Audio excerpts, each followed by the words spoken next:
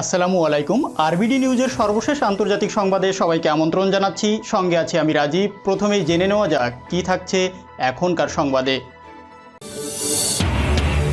প্রতিবেশী প্রথম নীতিতে অটল নরেন্দ্র মোদীর সরকার।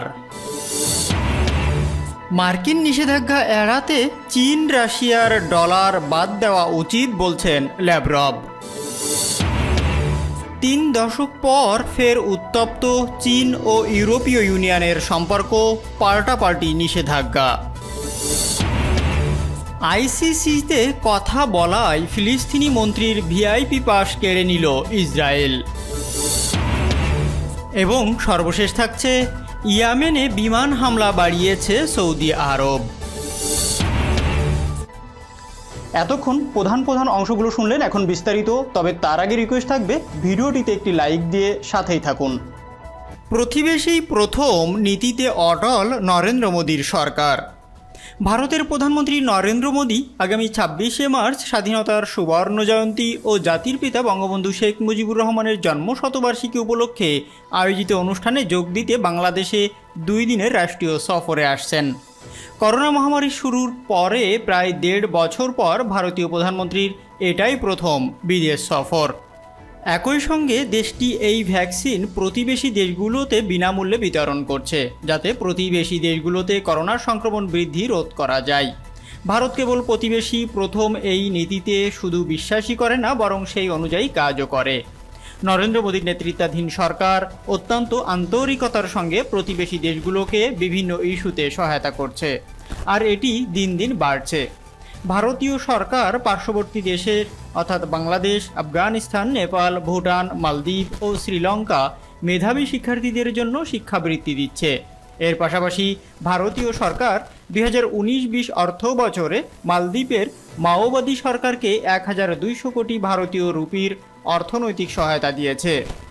বর্তমানে দেশটিতে ভারতের অর্থায়নে 150টিরও বেশি উন্নয়নমূলক প্রকল্পের কাজ চলমান রয়েছে, যা নেপালে প্রত্যক্ষ বিদেশি বিনিয়োগের 30%। এদিকে 2020 সালে ভারত $15 মিলিয়ন অর্থ সহায়তা দেয় শ্রীলঙ্কা সরকারকে। গত সেপ্টেম্বরে সেখানে $1 মিলিয়ন উন্নয়ন প্রকল্প শুরু করেছে ভারতীয় সরকার, যেটা আগামী 5 বছর চলমান থাকবে। যুদ্ধের জন্য ক্ষতিগ্রস্ত আফগানিস্তানও ভারতের প্রতিবেশী প্রথম নীতির কারণে উপকারভোগী হয়েছে। দেশটিতে ভারতীয় সরকারের অর্থায়নে আফগান ভারত বন্ধুত্ব বাঁধ নামে একটি জলবিদ্যুৎ এবং সেচ বাঁধ নির্মাণের কাজ চলছে। এর ফলে দেশটির চিশতি শরীফ জেলায় 75,000 হেক্টর কৃষি জমিতে সেচ দেওয়া যাবে এবং একই সঙ্গে 42 মেগাওয়াট বিদ্যুৎ উৎপাদন করা যাবে। বর্তমানে আফগানিস্তানে 400রও বেশি উন্নয়ন প্রকল্প চালু রয়েছে, সেখানে ভারতীয় সরকার প্রত্যক্ষভাবে সহায়তা করছে। এমনকি বিশ্ব স্বাস্থ্য সংস্থার উদ্যোগের অংশ হিসাবে ভারত পাকিস্তানকেও করোনা ভ্যাকসিন দিতে রাজি হয়েছে। এর মাধ্যমে ভারত প্রমাণ করেছে তারা প্রতিবেশী প্রথম নীতিতে শুধু বিশ্বাসই করে না, বরং সেটি বেশ গুরুত্বের সঙ্গে বাস্তবায়নও করে। উল্লেখ্য, চীনের কমিউনিস্ট পার্টি 1949 সালের 29শে সেপ্টেম্বর বিদেশ নীতি ঘোষণা করে। তবে এই নীতি উপেক্ষা করে দেশটি 1949 সালে পূর্ব তুর্কিস্তান, 1950 সালে তিব্বত, 1953 সালে মঙ্গোলিয়া দখল করে। এরপর 1962 সালে চীন ভারতে হামলা করে আকসাই চীনকে দখল করে নেয়। চীনের বেল্ট অ্যান্ড রোড ইনিশিয়েটিভ বা BRI নামে পরিচিত আঞ্চলিক দাসত্ব বিবেচনা করা হচ্ছে। এর মাধ্যমে দেশটি পার্শ্ববর্তী দেশগুলোকে অর্থনৈতিকভাবে নিয়ন্ত্রণ করতে চায়। অন্যদিকে ভারতের সঙ্গে পার্শ্ববর্তী দেশগুলোর 3,28,07,263 বর্গ কিলোমিটার সীমান্ত রয়েছে। তারপরও ভারত কোনো প্রতিবেশী দেশে আক্রমণ চালিয়ে দখল করেনি। বাংলাদেশের সঙ্গে সম্পর্ক আরও বেশি উষ্ণ করতে নরেন্দ্র মোদী 26শে মার্চ 2 দিনের রাষ্ট্রীয় সফরে আসছেন। 2 দিনের রাষ্ট্রীয় সফরে ভারতের প্রধানমন্ত্রী গোপালগঞ্জ এবং সাতক্ষীরার শ্যামনগরে অবস্থিত জগেশ্বরী মন্দির পরিদর্শন করবেন। বাংলাদেশ একটি অসাম্প্রদায়িক দেশ হিসাবে বিশ্বের কাছে পরিচিত হয়ে উঠছে, আর এর নেতৃত্ব দিচ্ছেন বঙ্গবন্ধু কন্যা শেখ হাসিনা। আর এতে ভারতীয় সরকার বিভিন্ন ইস্যুতে সহযোগিতার হাত বাড়িয়ে দিয়েছে। প্রতিযোগিতামূলক অর্থনৈতিক বৈশ্বিক পরিবেশে মোদির বাংলাদেশ সফর আঞ্চলিক রাজনীতির এক নতুন অধ্যায় হিসাবে বিবেচিত হবে, যা দুই দেশের মধ্যে একটি অর্থনৈতিক অংশীদারিত্ব গড়ে তুলতে পারে। মার্কিন নিষেধাজ্ঞা এড়াতে চীন রাশিয়ার ডলার বাদ দেওয়া উচিত বলছেন ল্যাভরভ। রাশিয়ার পররাষ্ট্রমন্ত্রী সের্গেই ল্যাভরভ বলেছেন, মার্কিন নিষেধাজ্ঞা এড়ানোর জন্য চীন ও রাশিয়াকে ডলারের উপর নির্ভরতা বন্ধ করতে হবে। তিনি বলেন, মার্কিন ডলার বাদ দিয়ে জাতীয় মুদ্রার মাধ্যমে দ্বিপক্ষীয় বাণিজ্য পরিচালনা করা জরুরি।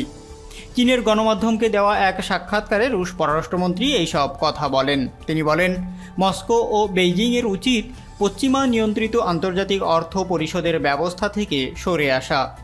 ল্যাভরভ আরও বলেন, মার্কিন ও পশ্চিমা নিষেধাজ্ঞার ঝুঁকি কমিয়ে আনার জন্য আমাদের প্রযুক্তিগত সক্ষমতা জোরদার করতে হবে এবং ডলারের পরিবর্তে জাতীয় মুদ্রা ও আন্তর্জাতিক বিকল্প মুদ্রা ব্যবহার করতে হবে।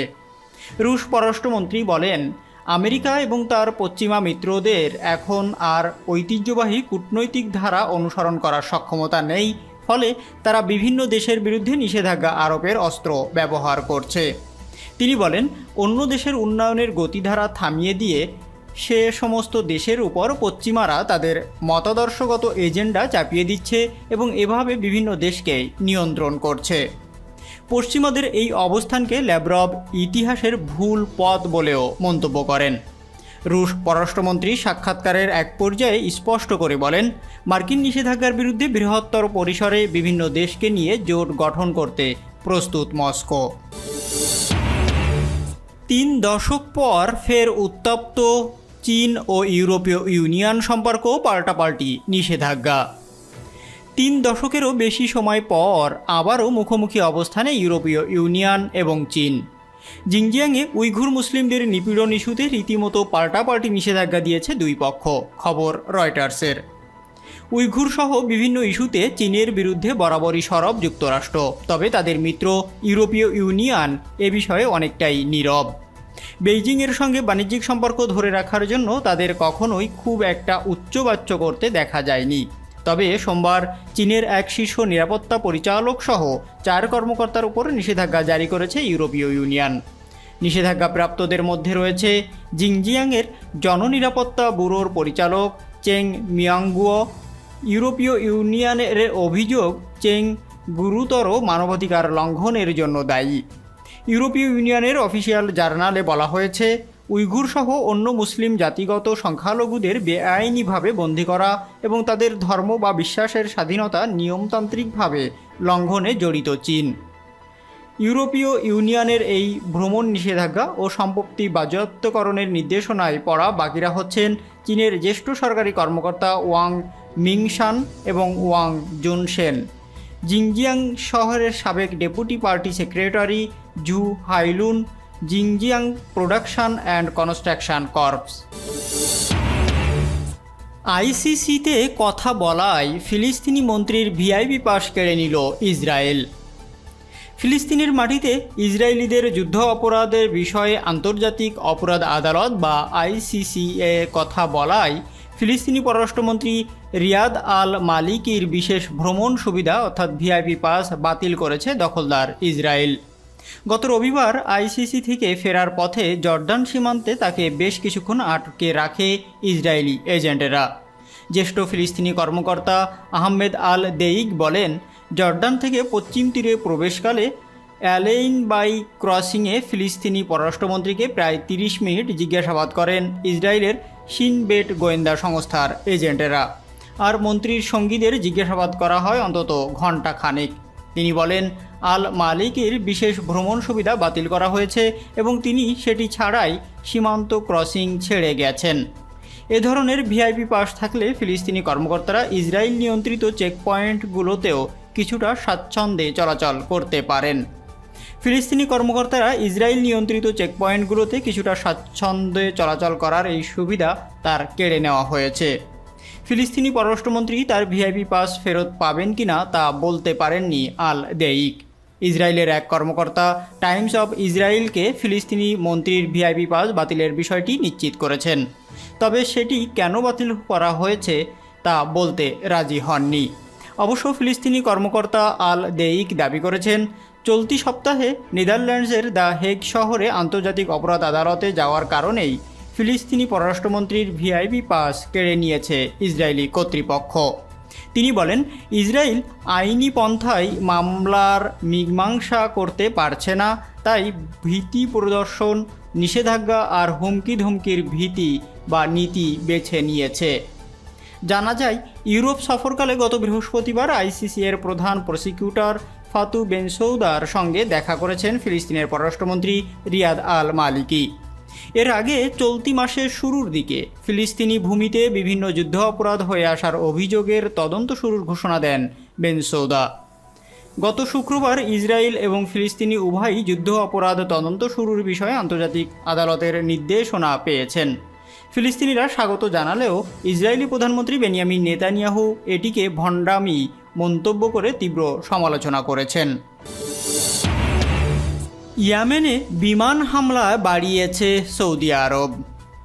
যুদ্ধবিধ্বস্ত ইয়েমেনের উপর সৌদি নেতৃত্বাধীন কথিত আরব জোট বিমান হামলা আরও বাড়িয়ে দিয়েছে।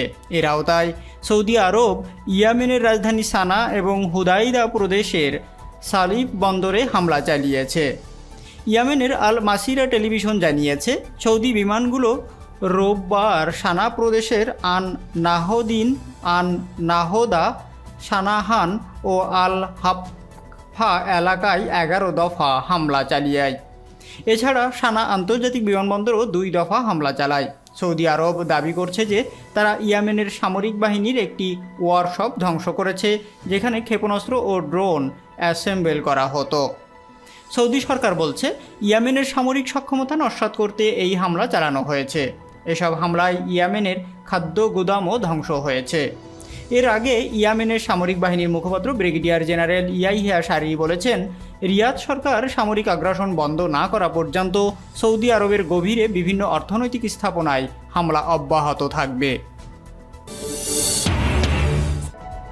ভিডিওটি যদি ভালো লাগে অবশ্যই লাইক করবেন এবং কমেন্টস করে জানিয়ে দিবেন এই সকল বিষয়ের উপর আপনার মূল্যবান মতামত। আর অবশ্যই আপনার পরিবার ও বন্ধুবান্ধবের ভিতর ভিডিওটি শেয়ার করে দেবেন। আল্লাহ হাফেজ।